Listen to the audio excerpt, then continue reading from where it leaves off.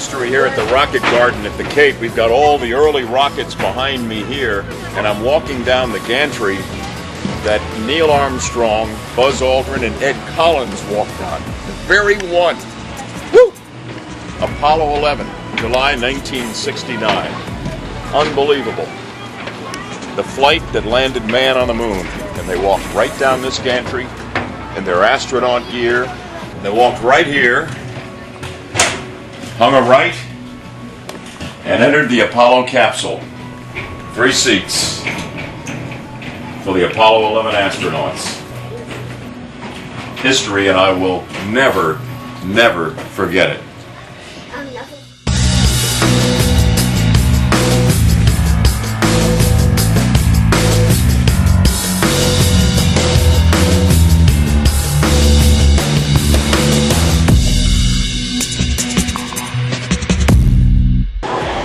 From high atop the VAB to the giant Saturn V rocket for which the vehicle assembly building was constructed, it housed the largest rocket ever built that launched the astronauts to the moon.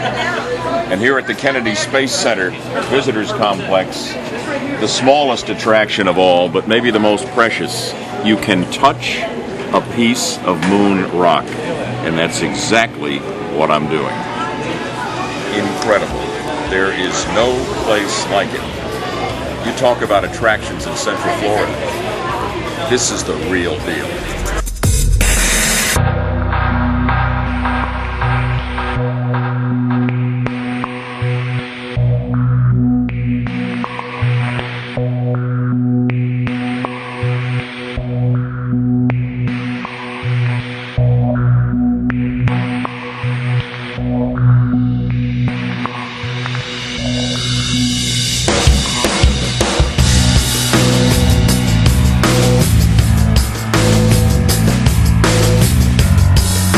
I think we'd have an easy flight. We got Bud here with the largest hat size in the world. He's obviously got the brain power to get us back. Well, it's down 2 sizes since I was a TV anchor. Actually, that is just a hat for Bud.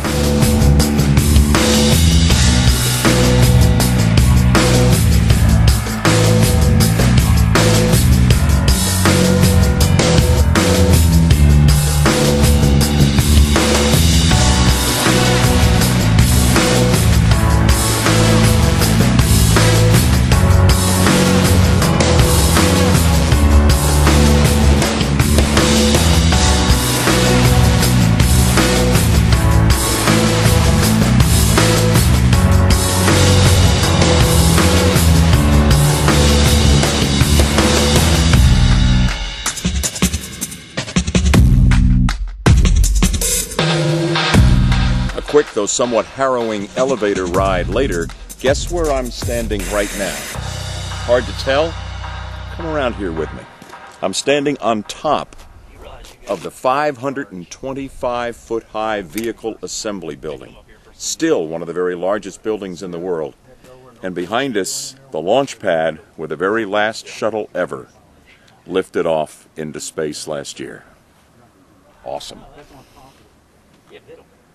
Here she is. We're inside the vehicle assembly building, 525 feet high. The Saturn V rocket stood in here. The shuttles were in here, and there's still one in here right now. Ladies and gentlemen, I give you Discovery. Days away from its final flight to permanent display in the Smithsonian in Washington, D.C.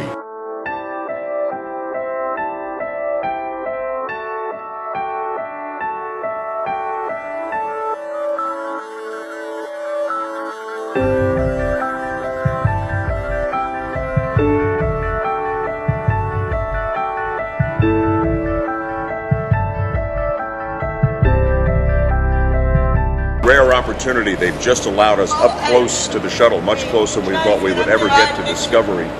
It's going to be flying to the Smithsonian aboard a 747 on the 17th. The Smithsonian asked that it be brought down there as authentic as it could be.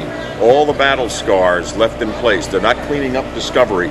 You know, space has taken its toll on this great craft, and that's the way it will be displayed for all time at the Smithsonian in Washington, D.C.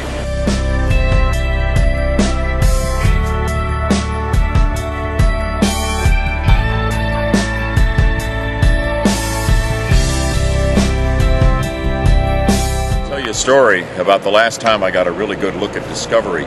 It was the first shuttle that went up after the Challenger disaster. It took 2.5 years. It was September of 1988, and I was a news anchor in town, and they put me in the helicopter to catch the shot of it coming up past me, kind of like the Apollo 13 famous shot in the movie. And I wanted to take all of these pictures for posterity and for my family. I was so awestruck, I never took a single shot, but it's playing like a highlight reel inside my head as we speak, because I will never forget Discovery majestically soaring past me and into space on what was a successful return to space for the shuttle program in 1988. And here she is for the last time at the Kennedy Space Center, headed for all time and eternity in the Smithsonian in Washington.